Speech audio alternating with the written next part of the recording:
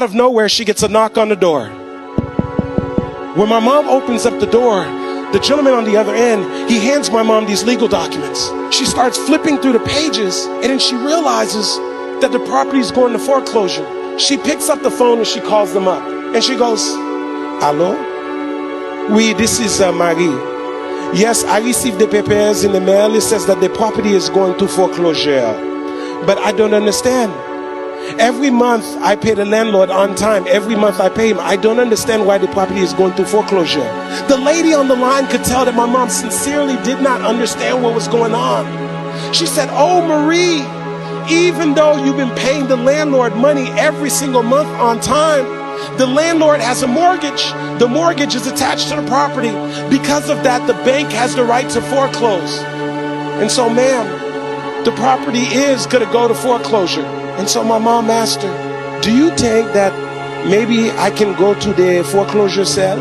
Whoever buys the property, I will be a good tenant for them. I will stay in the property. I will pay them the rent. Please, do you think that they will let me stay?" And you know what the lady told my mom?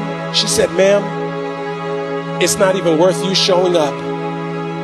Whoever buys that property is not going to want to keep your little restaurant in there." So my mom was devastated. She's like, "This is how I take care of my two boys. I got all my life savings into this property." And so about 2 weeks later, my mom says, "You know what? I know that sometimes you don't just have to listen to what people tell you." My mom shows up to the foreclosure sale.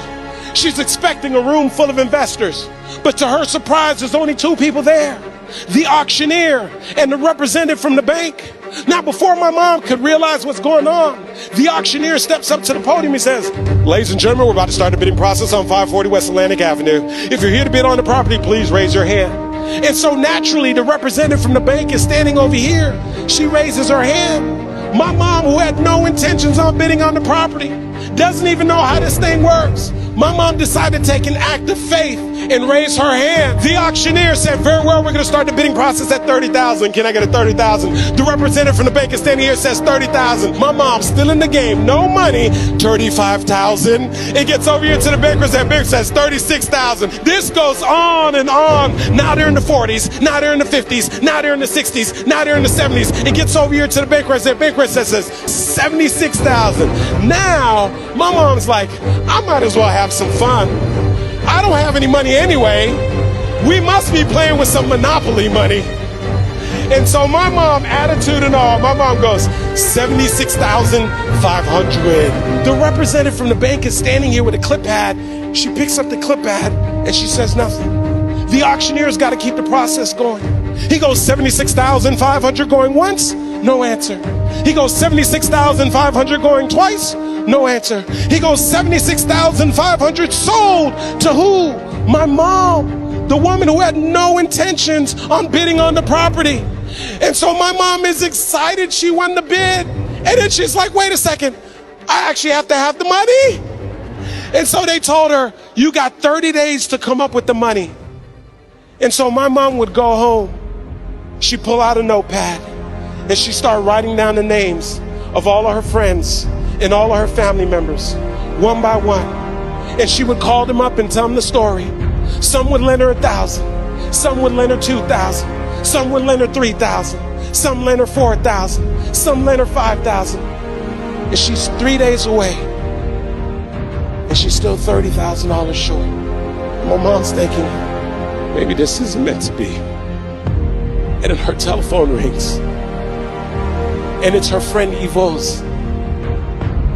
And when her friend calls her up, my mom says, "Yvonne, no, it's too late.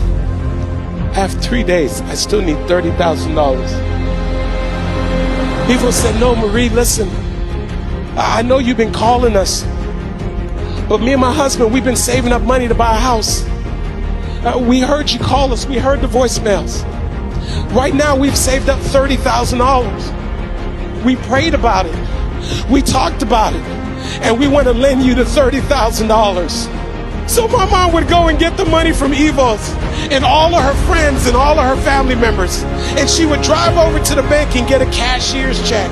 She would get back in the car, drive up to Palm Beach, look at that big, thick cashier's window with the little hole at the bottom.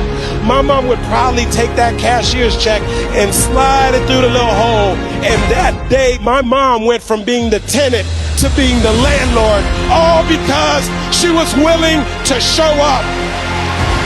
And so here's what I say to you. There are going to be times that you're going to be wondering, why should I keep showing up and working my business? Why should I keep picking up the phones and making the phone calls? Why should I keep fighting for my goals and fighting for my dreams?